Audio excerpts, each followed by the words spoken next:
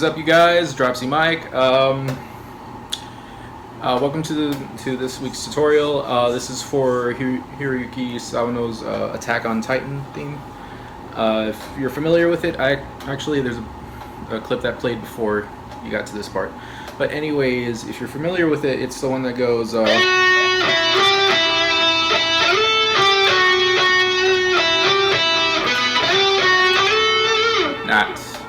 Anyways, this song doesn't particularly have a tab, so I was just like with the song last week. I'm doing a tutorial video over it, so screw it. Anyways, let's get right to it. So the song itself, I played it in drop C. Live video and actually this one studio performance I saw, it was played on a 7-string guitar, so I assumed it was in B standard, but I played it in C just because, one, it's my favorite tuning and it's easier and just to play on because it's real. The rhythm portion is real simple, especially the part where it starts getting heavier.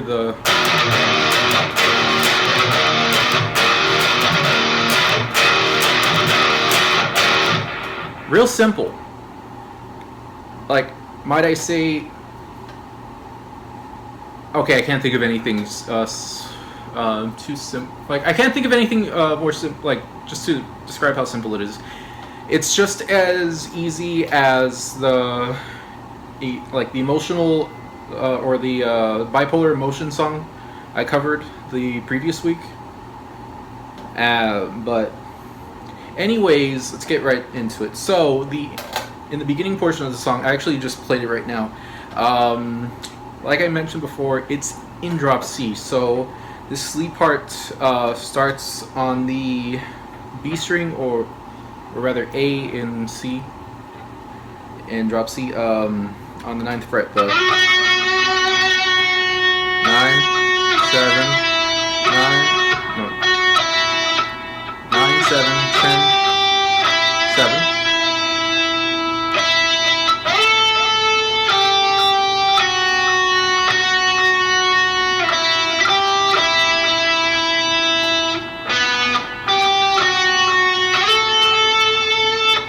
So that portion, it actually goes the F string or the G string, whichever you prefer to call it. Either way,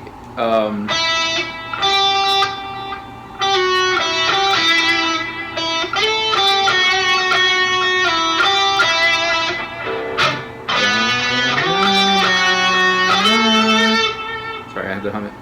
Anyways, after that portion, it doesn't go quiet so much, but that's where the rest of the orchestra plays through, up until, I mean, there's no guitar there, but like I play along to it. It's real simple. It's really staccato, you know, the.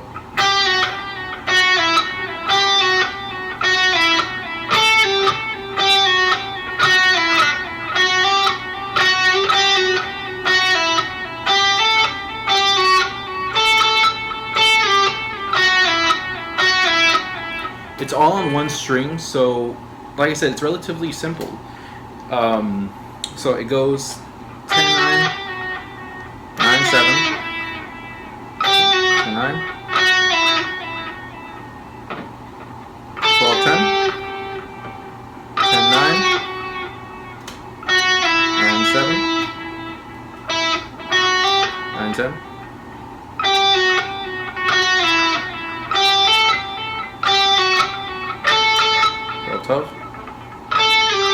12, 10. Now that portion repeats twice.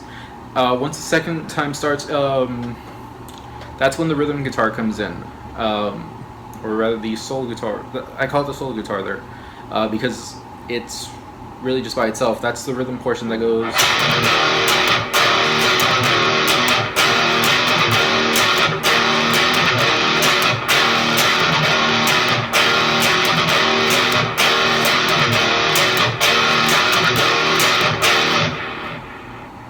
It's relatively simple. It's literally 4, 3. It's kind of like the Jaws theme, but rather than It's the reverse. It's going, no?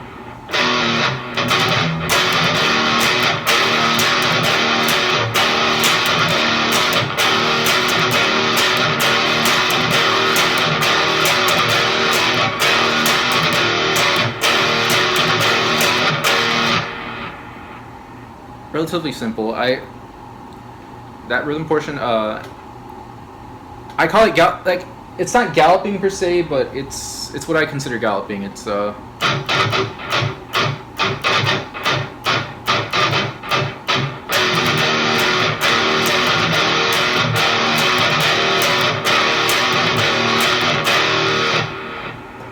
if you can follow it, you know, more power to you. It's really simple, like I said.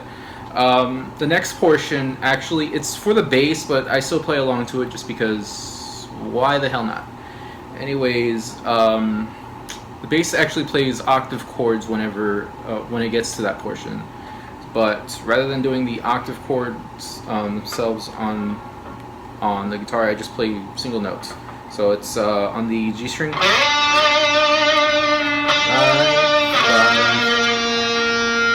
7. 7 on the C or D string. Then it goes back to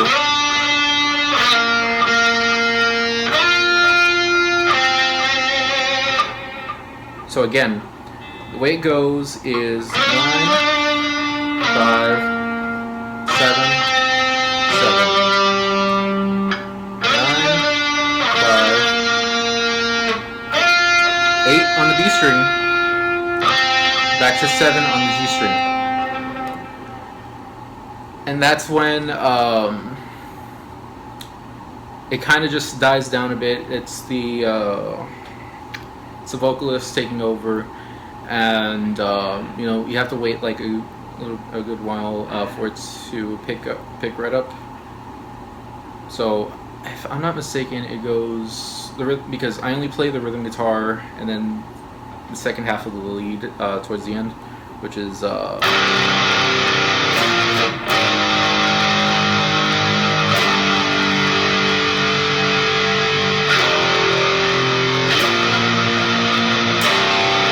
it's as a bar chord, as a power chord actually rather.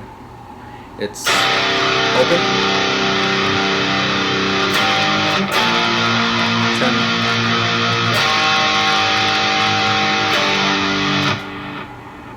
Oh, something like that. Sorry.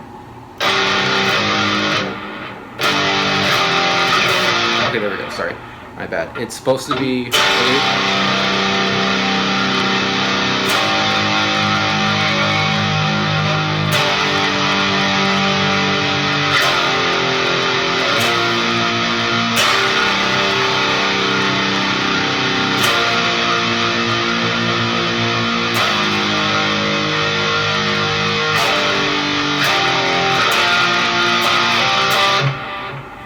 And that's when the rhythm portion kind of goes back to that gallop I played earlier with 3 to 4, but instead of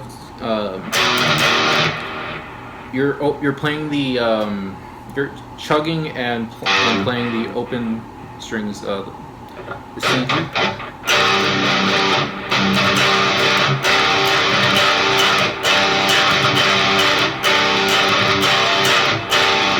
So it's 0,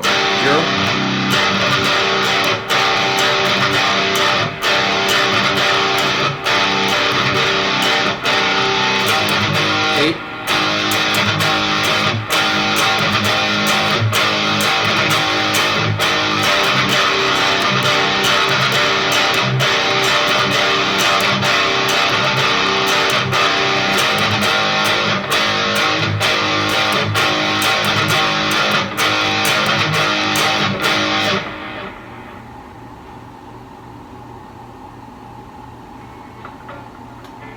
so yeah, that's the rhythm portion. The lead, if I'm not mistaken. Okay, so watch and follow along if you can see what I'm saying.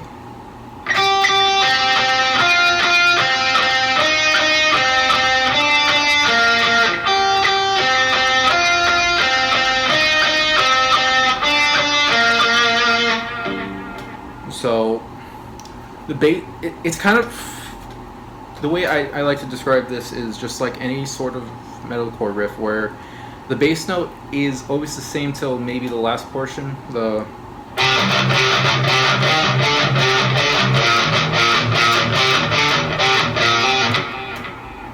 If you know what I mean, then more power to you. But what if you didn't understand, what I was saying is just like any metalcore riff, the bass note, the chug, is always the same till you play a different bass note. So in this instance, this is just like any other metalcore riff, because right now we're actually going to be starting on the 5th fret's 1st string, the E string, or D string rather, which is the bass note would be the 7th fret on the G string.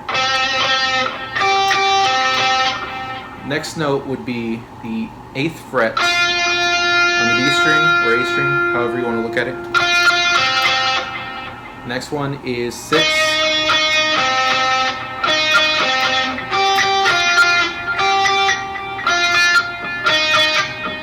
And the next one, the 5th fret 2nd string, or the open string rather, if you'd prefer to play it like that. But as much as these notes are literally the same, there are different voicings, which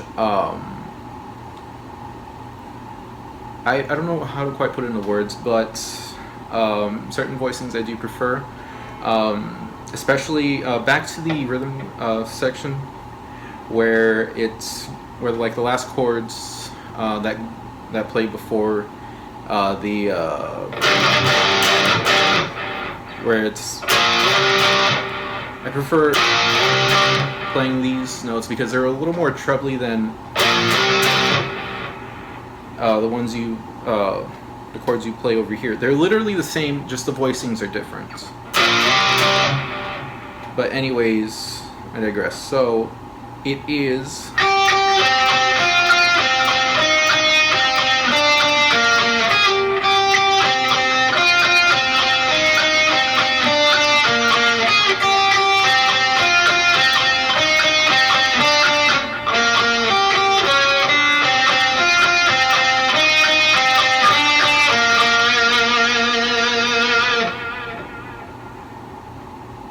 like I said, really simple. I'm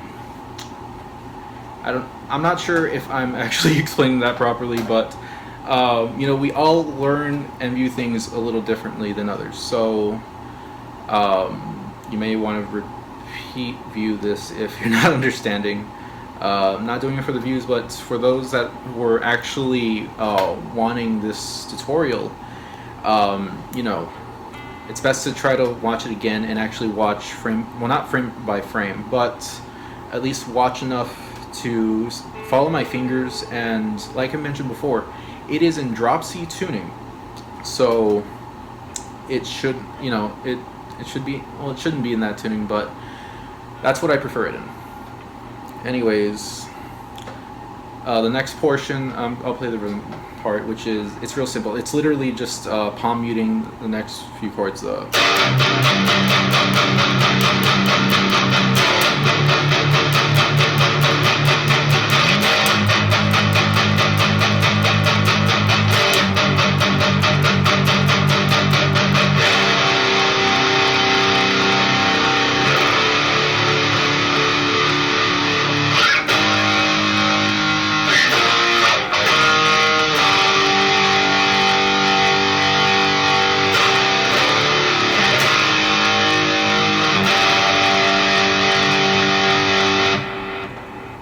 That's really all there is to it for the rhythm section. For the lead, it's it kind of comes back to the very beginning where we were around the 9th and 10th fret of the B string, but rather than the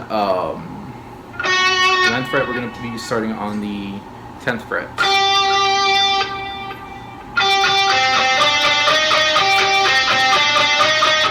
10, 7, 9, 10, 10, 7, 9, 10, 10, 7, 9, 10.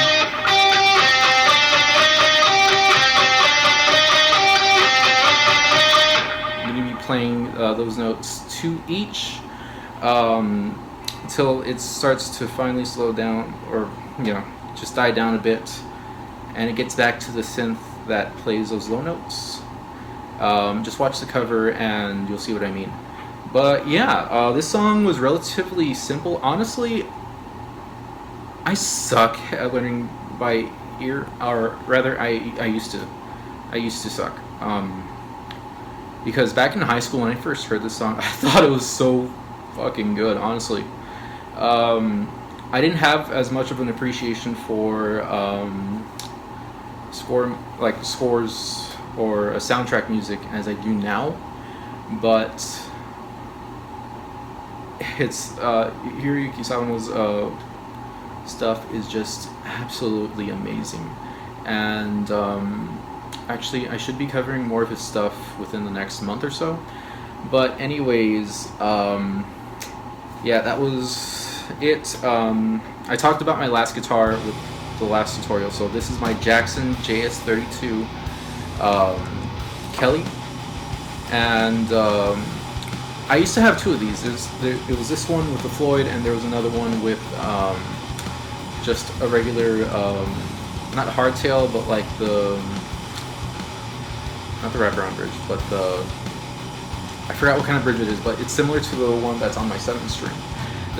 And oddly enough, I traded that one for the LTD Eclipse or EC 256 that I then traded for the 7th string. But yeah, this one actually has a Floyd Rose Special, Rover tuners, and surprisingly, these, okay, so they're not stock pickups by any means from Jackson, but they are from Epiphone. These are the Epiphone Pro Buckers, if I'm not mistaken. Very versatile pickups. I don't know why I have them on this guitar.